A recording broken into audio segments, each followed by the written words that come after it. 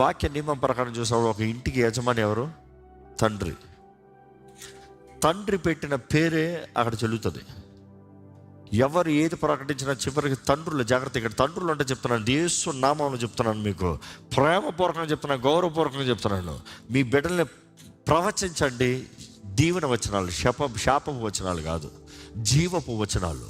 నా బిడ్డ బ్రతుకుతాడు, నా బిడ్డ జ్ఞానం కలిగి బ్రతుకుతాడు, నా బిడ్డ క్రీస్తులో వర్ధిల్తాడు, నా బిడ్డ క్రీస్తు సాక్షిగా ఉంటాడు. అడుక్కునోడా, గబ్బోడా, మురుకోడా, ఏంటి పనికి వాళ్ళనోడా, బలి పేర్లు పెడతారులే తండ్రులు. నువ్వు బాగుపడావు, నేను రాసిస్తాను రా అంటాడు దాని నాన్న. ఇంకెవడు బాగు చేస్తాడు? You see, that is where fathers please prophesy. Bible మొత్తం చూడండి, తండ్రులు బిడ్డల్ని దీవిస్తారు. తండ్రుల దీవెనే అక్కడ ఉంటుంది. ఇన్ఫ్యాక్ట్ ఏ సంవత్సరం ఇంకా నాకేం దీవెన లేదా, ఉన్నాయి, వేరే ఉన్నాయి, ఇచ్చాడంట కాంప్లికేషన్స్. అందుకని ఆయన బ్రతికే శాపంగా మారింది. You see, be careful what we speak.